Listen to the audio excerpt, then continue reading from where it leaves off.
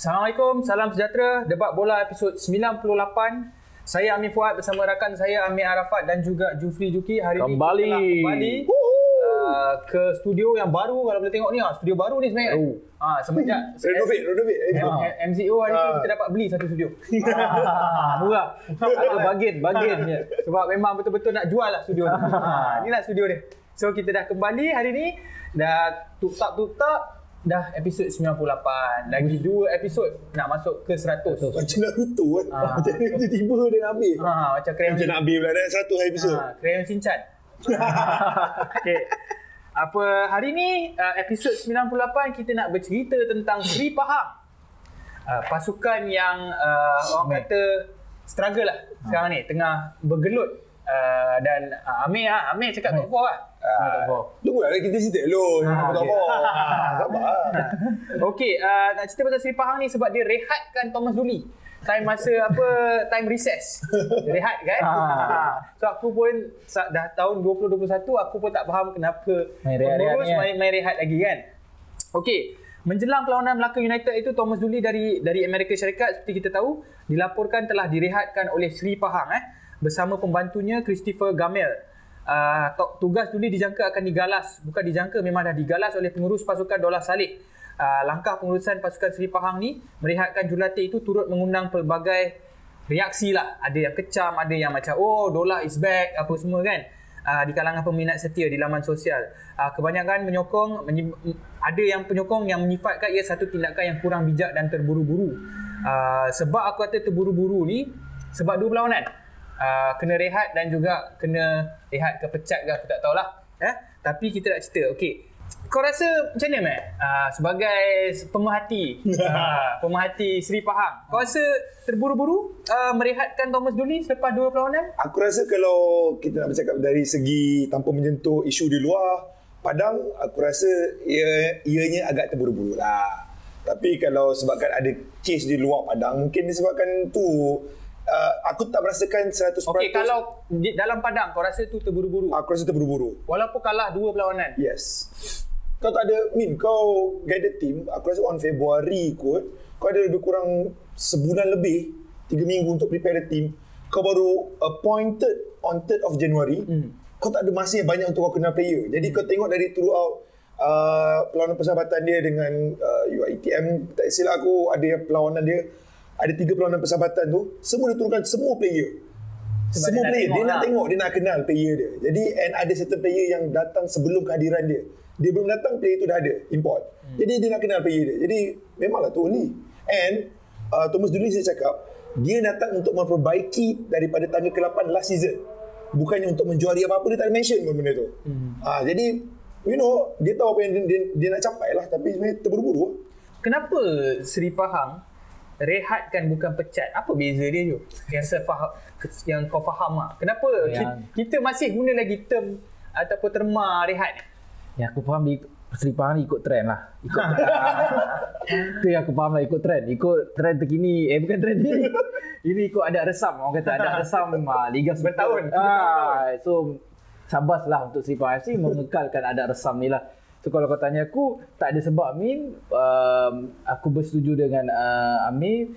Pada pendapat aku, bila aku baca, dia bukanlah apa tindakan daripada Sri Pahang FC ni dan management dia bukanlah disebabkan dinilai dari segi persembahan pasukan. Bagi aku, ni personal opinion aku rasa lebih kepada isu 2 di mana aku highlight teruslah isu yang agak terbuka tapi ada reality check untuk pasukan Sri Pahang. Which aku akan masuk ke jadi. Betul, yang itu kita semua tahulah.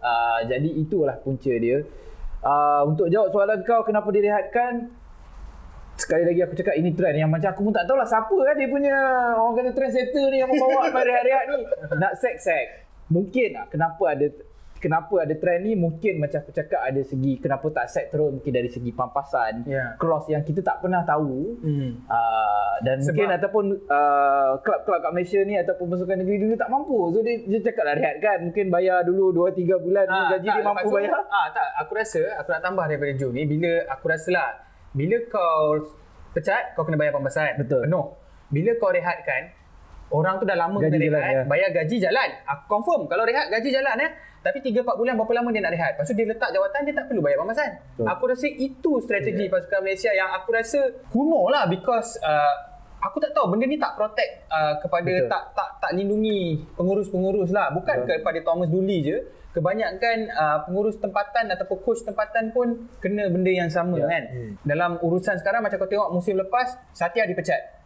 Betul. Bayar terus pembahasan. Sebab dia benda ni toksik. Bila Thomas Dooley ada lagi direhatkan, maknanya environment tu still ada lagi. Dia masih lagi dengan pasukan Seri Pahang. Itu yang aku tak faham. You either kau pecat dia, bayar pembahasan, ataupun kau biar dia buat kerja. Itu je. Kau tak rehat-rehat ni semua aku rasa tak tahulah, mungkin yelah macam nak save duit lah kot. Aku tak tahulah kan. Pengendali dari Amerika Syarikat Jerman ni, Thomas Dooley mengakui terkejut apabila mendapati pasukan besar seperti Seri Pahang FC tidak mempunyai fasiliti yang sempurna untuk para pemainnya berlatih. Menurut kenyataannya dalam NST, New Straits Times, apa yang terdapat di Pahang sama seperti kelab amatur dari Liga Division 8 Jerman. Ini orang terkejut tu, Division 8 kan. Mereka tidak mempunyai bilik persalinan dan tiada bilik mandi untuk para pemain. Kau rasa inilah punca dia? Kau rasa sebab dia dilepaskan? Boleh jawab Boleh. Definitely untuk aku inilah dia, sebab secara tak langsung macam aku cakap, apa yang komen dari Thomas Dooley tu adalah kritikan ya, reality check untuk pasukan-pasukan bertaraf football club lah, pasal FC ni, yang di mana ada baik buruk lah. Mungkin untuk dari segi dia mereview, mungkin ada klausa-klausa juga ya. Kalau dari segi etik ada juga benda yang tak baik lah, sebab bila kau mengkritik pasukan sendiri, orang kata macam mana, fasiliti tak baik ke atau pasukan tak baik secara terang-terangan macam tu. I mean, benda kalau kelakuan tu mungkin macam aku cakap itu adalah benda salah, tapi itu ada reality check yang mungkin aku rasa Thomas Dooley sendiri tak boleh tahan lah. Sebab kalau tanya aku, basically dia macam nak cakap selalu benda yang basic tak wujud pun. So nak mandi tak ada tempat. Betul. So benda ni kalau kau tanya aku macam susah lah kalau dari segi satu organisasi untuk engkau kritik kau teruk pun. Yalah, of course organisasi kita definitely, aku rasa momen Thomas Dooley tu sendiri memberitahu, memberi kritikan macam ni, aku rasa dia dah tahu dah akan ada consequences dia, akan ada akibat. Aku tak rasa dia akan tahu. Sebab aku rasa mungkin dia macam culture. Mungkin culture dia Mat Salleh, dia cakap benda dia terima terbuka. Secara terbuka lah kritikan tu kan. Cuma pada kita mungkin kita tak biasa. And kita kena bear in mind, ownership ni siapa? Owner dia, management ni siapa? Is VVIP punya. So kritikan di benda tu menjadikan satu news yang satu Malaysia. Satu Malaysia Division 8 amatur, bro, come on, the owner is this. Jadi of course lah image dia, mencemarkan image dia. Jadi aku rasa itu yang menjadi titik tolak dan dia mencari punca. Puncanya bila 2 games punca je lah. Dia cari alasan lah. Yes. And aku question mark. Kalau betul, aku sebenarnya big question mark yang kita kena tanya ialah kenapa kau kena bawa Thomas Dooley ni? Dan kenapa kalau kau nak gantikan Thomas Dooley, tempat Dollah Saleh dengan Thomas Dooley, kenapa Dollah Saleh masih ada di situ? Kalau justifikasi kau kepada nombor 8 pada 2020, tempat ke-8, separuh musim, itu justifikasi kau, dan kau patut let go je Dollah Saleh. Kenapa Dollah Saleh masih ada lagi bayangan di situ? Kan? Jadi aku sebenarnya tak faham benda ni, sama ada memang dirancang daripada awal ataupun benda ni hanyalah satu tindakan safe play daripada management Pahang yang tak nak tarik tali dengan Dollah Saleh lah. Maksudnya kuku dia masih kuat di situ lah, sebab Dollah Saleh, tim tu umpama dia. Jadi macam, I don't know. Okey, pada akhir tahun 2013 aku throwback sikit. Ron Smith, bekas pengurus Australia, telah dilantik sebagai ketua jurulatih pasukan Pahang dan beliau hanya bersama pasukan Pahang selama 4 bulan sahaja. Selepas itu beliau telah direhatkan, dipecat oleh pasukan Pahang. Beliau mengatakan pengurusan buat keputusan berdasarkan perasaan terburu-buru dan bukan secara logik.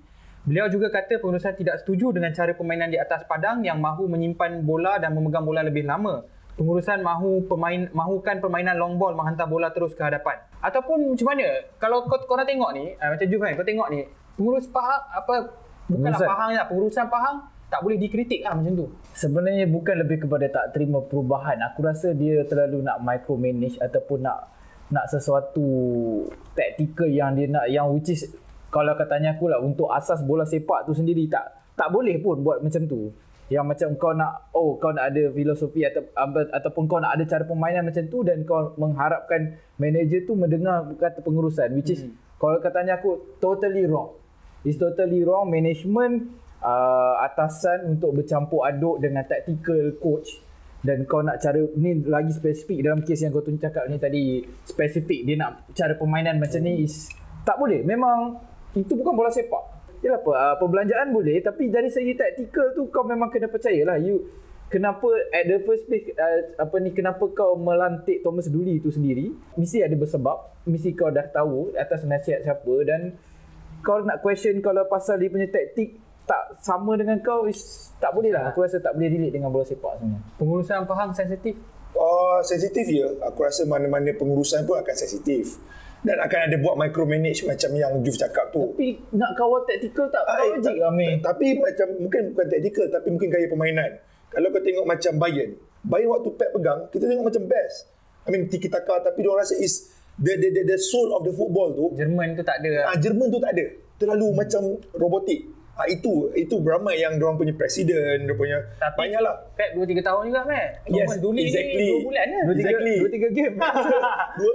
Dua game je 180 minit. Tapi itulah sebenarnya aku lebih suka nak menjawab soalan nombor 2 tu. Aku rasa oversensitif tu lah. Sebab tak boleh dikritik lah. Itulah sebab kita kena tengok background, the ownership of the team. It's VVIP, it's not VIP. It's VVIP. So bila dengan satu kecaman, bagi dia kecaman, mungkin ada orang yang kritikan, tapi dia kecaman netizen. Kadang kita rasa kecaman netizen lah. Ini satu Malaysia tahu dia Division 8. Jadi benda yang dia cakap is a fact. Tapi diorang juga berfikiran, yang the owner ke pengurusan ke apa, diorang juga berfikiran selama ni eloknya kita menang Piala Padang macam ni. Itu culture tu. Betul. Elok je kita menang ni, elok kita boleh fight JDT. That's the problem lah, which is yang bila terlalu lama jadi macam tu kan.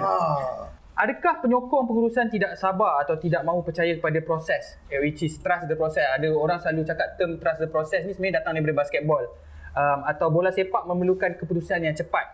Maksud trust the process kat sini mungkin Seri Pahang boleh menanamkan benih, melabur dalam pembangunan pemain muda dan berharap proses itu akan berhasil pada satu hari nanti. Adakah penyokong Seri Pahang boleh bersabar, dan pasukan Seri Pahang sendiri adalah pasukan besar dan tidak boleh bermain dengan masa, mahukan keputusan dengan cepat? Secara logiknya, sesuatu filosofi ataupun sesuatu taktikal tu nak daripada satu coach baru nak difaham oleh pasukan tu sendiri adalah satu isu. Untuk difaham oleh pemain tu sendiri satu isu. Penyokong pula dan pemainnya sesuai dengan sistem dan taktikal tu another isu. Tiga dah.